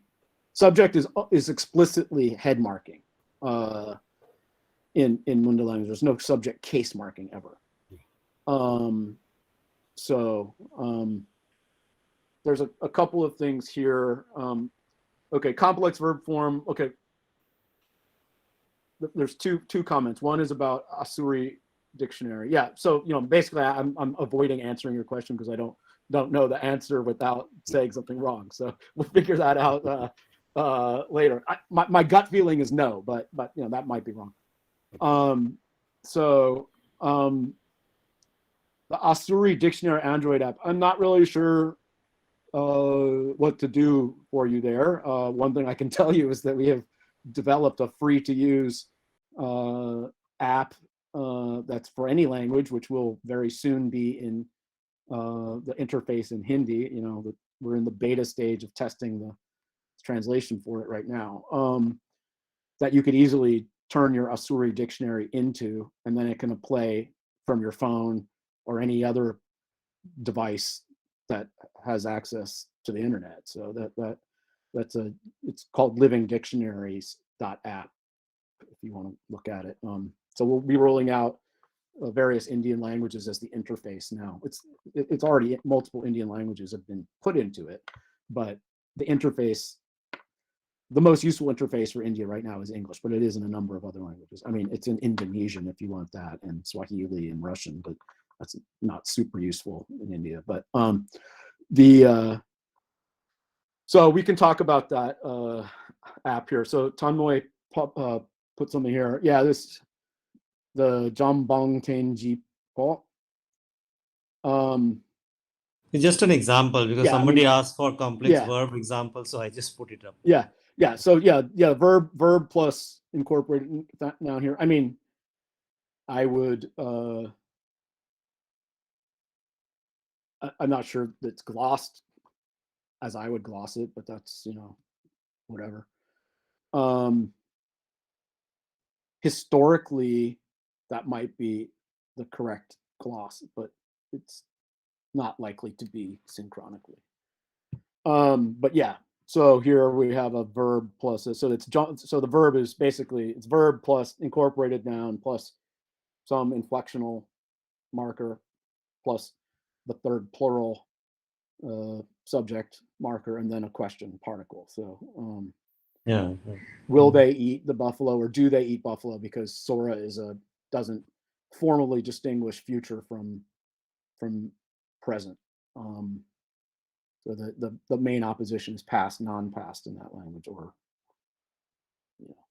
that's probably not even what it is either. But that's good enough for now.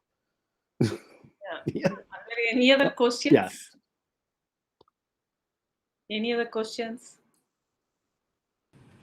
No, it's just interesting to point out because there was a question from YouTube that Umar read out earlier and Greg was answering. Yeah, Ramesh Kumar has joined the Google Meet. So Ramesh there is Kumar, the answer, it's clear from the answer that Greg gave, that although Subaru doesn't mention this, there are two processes going on here in this example, complex example.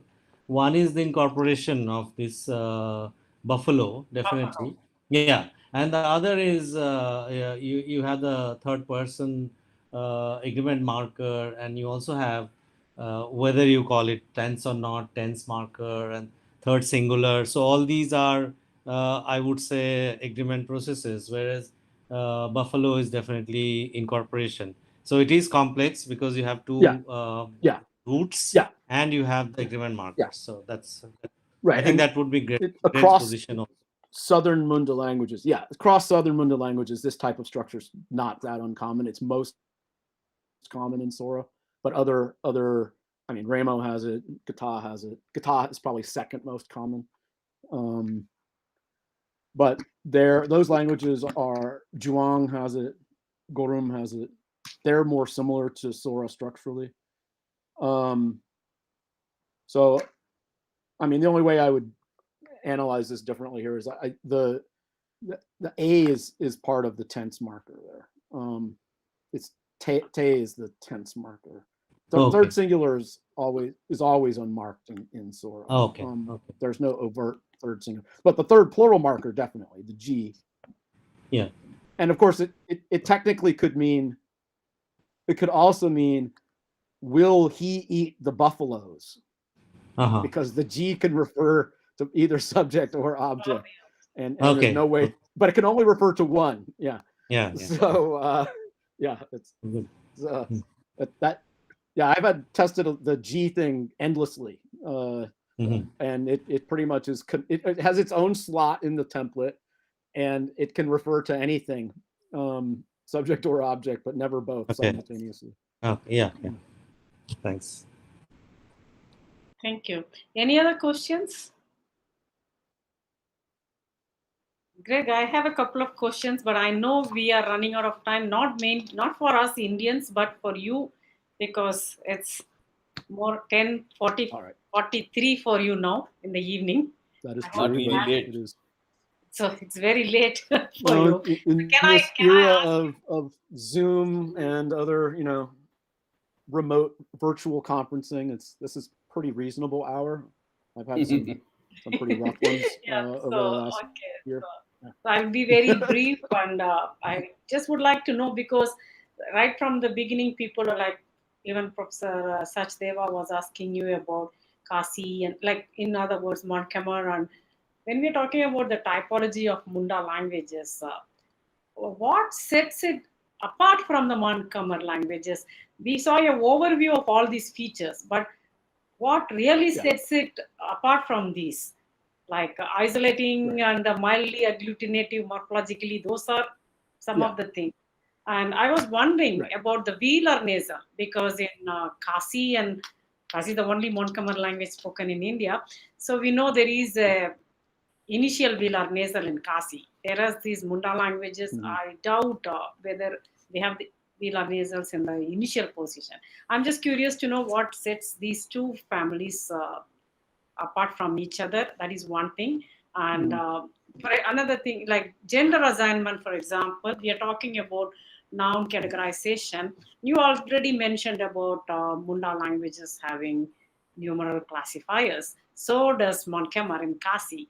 But the difference, there is another interesting feature in Kasi, the gender assignment, which is very semantic, but it has grammatical agreement, the U and the Ka. Are there any such devices to mark gender in Munda languages? Okay, so I'll start. That's two rather different questions. So I'll start with actually three. So the first one was sort of a gross typology question. Yeah, I mean, while I was trying to emphasize the fact that there are more similarities that have been appreciated, there are obviously some very large differences. I mean, the verb final structure is pretty obvious one. That's one of the most salient ones. The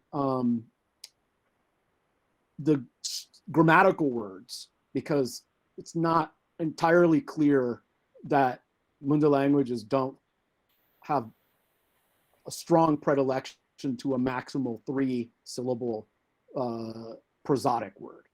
So prosodic words and grammatical words are not the same. So you have mismatches between how words are defined phonoprosodically and how words are defined morphosyntactically.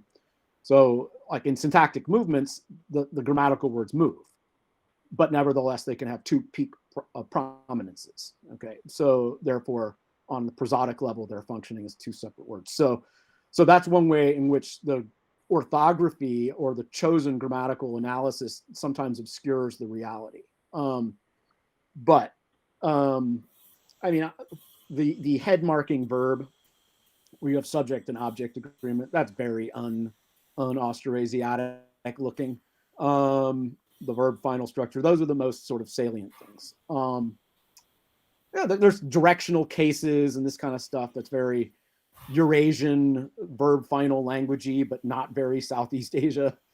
So there's locative cases and ablative and various instrumental or associative cases and stuff. That's very like I'm a verb final language from Eurasia and not I'm a verb medial language from Southeast Asia feature. Okay, initial engma or velar nasal. It occurs word medially. So not there's a restriction on most languages of it being word initial in the initial onset syllable of a word, but not necessarily in the second syllable of a word. And it does occur in various expressive forms, word initially as well. So there are a handful of words in Munda languages that do have, and it occurs as a syllabic. So for example, in one of the Gata varieties, the word for tiger is ku. So is the first syllable and then ku is the second syllable. So you do get some traces here and there of the initial velar nasal. But yeah, the further west you go in Asia, the less likely you are to have velar nasals, whereas across the Pacific Rim, all the way up from Southeast Asia, China up into far northeastern Siberia, pretty much all the languages have initial engma, have initial velar nasals. So that's a sort of a macro areal distribution, but internal Eurasian languages tend to not. So it's very uncommon in North America, in the Europe, but it's super common in, for example, Australia. So like the areal skewing of velar nasal is pretty dramatic globally. Word initially. The third question, the gender question. So feminine, masculine distinctions are pretty much borrowed, and they show Indo-Aryan patterns. So you get like a versus e or whatever, dangra, dangri, or whatever, you young man, young woman, or whatever, dukra, dukri, old man, old woman. So those seem to be largely loans, and to have the actual gender distinction is somewhat covert in most of the languages, but does show morphosyntactic reflexes of animate versus inanimate. But in Kewarian languages, in particular Santali, you do have like various suffixes that I form an animate noun and I form an inanimate noun, or I am in particular the possessive structures. There's a 4-way way of encoding animate possessor of inanimate, inanimate possessor of animate, animate possessor of animate, inanimate possessor of inanimate. There's 4 different ways of encoding those relationships. So that would be a way in which the animacy categories of nouns has a reflex, but it doesn't really have anything akin to the very interesting system that you mentioned in Kasi with the u and ka. So, and in general, that's a kind of unusual structure in Kasian languages. So I don't know much about it other than that it exists, and that the plural, I think, seems to be cognate with the sort of plural marker you find in Munda Is it Gi or something? I can't remember what it is. The plural is ki, and there is also a ye Ki, for the yeah. common gender. Yeah, Ki yeah, is the Ki. plural. Right, and that's yeah, and that Ki is, you know, G and maybe cognate with the G in Sora, or the Ki or Gi or Ku or Ko that you find in other Munda languages. So, but then again, it may not be. It could be just coincidence that they have similar sounds. Yeah, one last thing from so- my side. How about the tense aspect Okay. systems? Because you mentioned on your slides examples 88 and Mhm. 89. I think the examples were Mhm. from Remo, maybe. You mentioned there is a distinct past versus non-past. I was wondering Yep. whether they are always morphologically realized, and how about the aspect? As you know, like this is another distinction I see from Montgomery and Munda, where in Montgomery you always have problems with tense aspect systems which are not very clearly identifiable.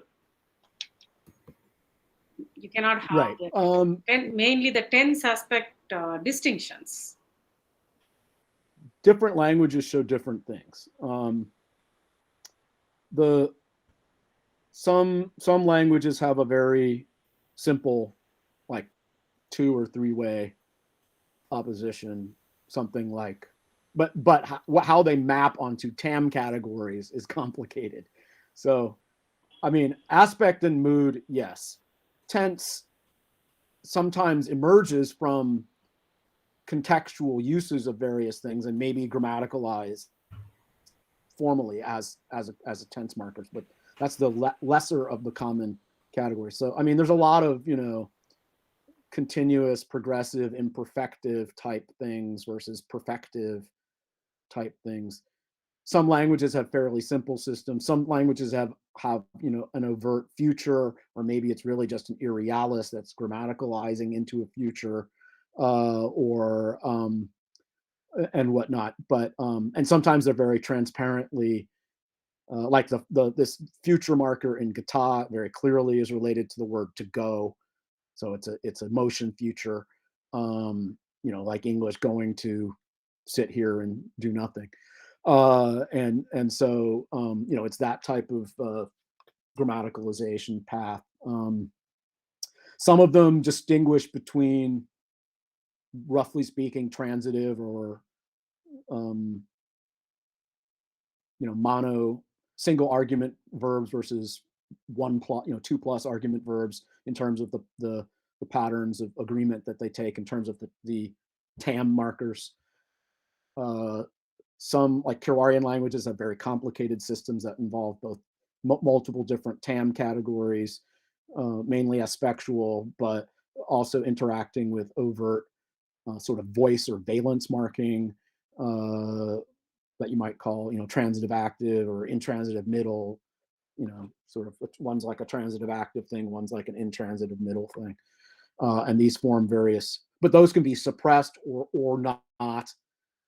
They can have plus or minus. So transitivity and sort of degrees of transitivity can be expressed rather complicatedly in a language like Santali, where you have these different variables of the tense aspect markers plus the voice valence markers interacting in various complicated ways, some getting suppressed, some overtly marked, and so which has to do with things like degrees of effectiveness of the elements or focus, and this type of other types of, you know, non-syntactic but more discourse pragmatic considerations as well. So that's something that pretty much only emerges when you've ground through like 500 pages of text in these languages, and you realize, oh, this is a little more complicated than I thought it was. So that's, you know, I'm constantly reforming my ideas on things as I come up with new attestations of oh wow, it can be used in this way. Okay, well, I have to reconsider what to call this now. So you know, that kind of thing is ongoing as you dive further and further into the texts. But they range from relatively simple to extremely complicated across the Munda family, is the short answer.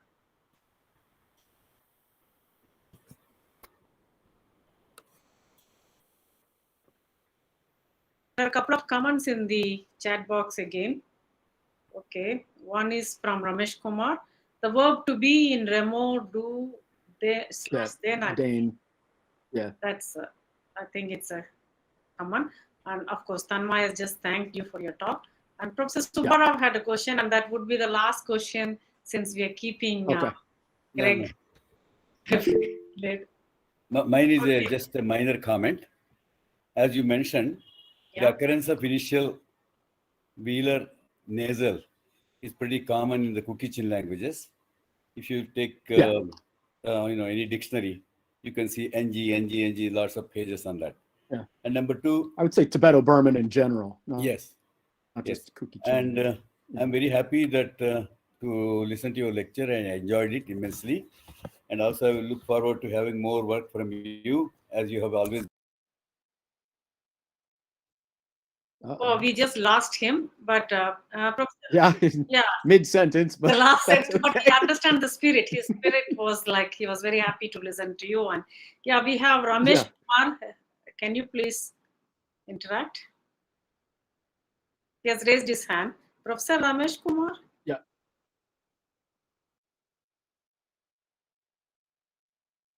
Yeah.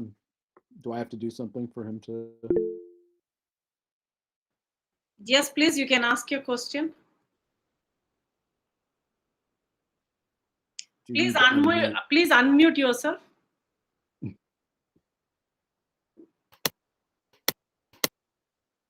Yes. Yeah. One more time. Maybe it'll work.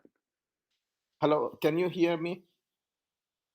Can you hear now me? I can, yes. Yeah. This is with regard to the verb to be. Do and deng is there. And the other one is in my data, I got ye guti, ye kupe, like that. Do you have anything on this kind of this ye form? Did you get? And in some yeah, I got it, but I'm unable to make that one. Ye kupe, the entire verbs, I have the entire paradigm on that ye as well. So I mean, I'd have to go back and look in my notes, but it seems familiar. Do and dang or dang or dean or various languages, those are common across Southern Munda languages in that function. Yeah. Yeah, is I'm having doubt. Do you get in the other South Munda languages? What is the other form you have, or is it some borrowed form or what? I don't know. I was wondering.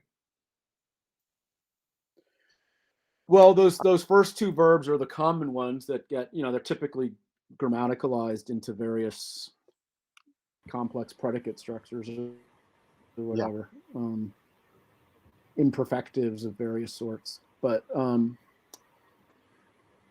don't know. I'd have to check my notes.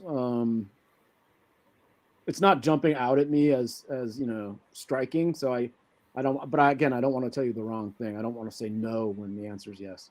So I'd have to go back and look at my notes just to make sure that I don't have it. But yeah, I'd love to see the data that you've collected just to see what's fine. I got this. This is from Hilbonda. This is Dumripoda region. I collected from that one. And the other questions I have out regarding this complex verb stem.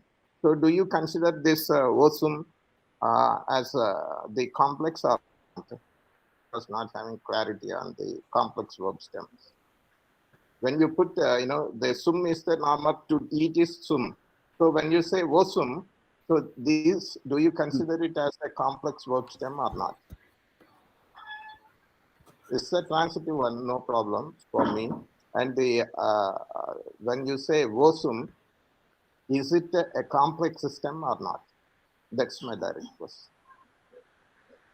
What does osum mean? Sum means to eat. Osum. When you put a prefix, then it becomes a causative or transitive verb. So it's a prefixing. So do you call this as a complex one or not? I wouldn't. No, that's just a derived verb. I mean, it's derived by regular rule to create a causative. So I personally wouldn't call that, but that's just a derivative of the stem that forms another stem, which has a semi-predictable meaning. Yeah, causatives are not treated like complex verbs. Am I right? Yeah, exactly. Yeah. There's a case of, if you see some work, it's a case of incorporation. If you see 1988's Baker's work or the subsequent works, it's a case of incorporation. Whether you agree with it or not, that's a different issue. But they are not complex verbs. Exactly.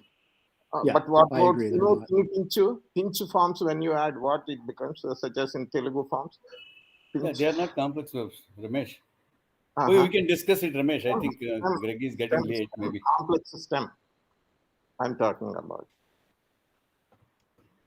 Well, I mean, I don't think voice derivatives are necessarily fruitfully analyzed that way. Okay. Yeah, that's all. Okay, fine. Yeah.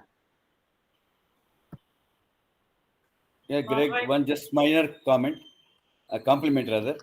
You are doing wonderful work, working with native speakers on Saura, which is I think an endangered language or not, I am not very sure.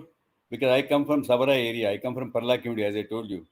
So we used to see the Sauras, but we never realized what Saura was. We just didn't interact. But you are working with all these people, and I'm very happy that you have brought them into the mainstream, and you are publishing papers with them together. So congratulations, and keep doing more work with more Indian students. That's what I would like to see. Native speakers of Munda. Yeah, right on. was, well, we have. CIL should Agreed. be doing it too. Sorry?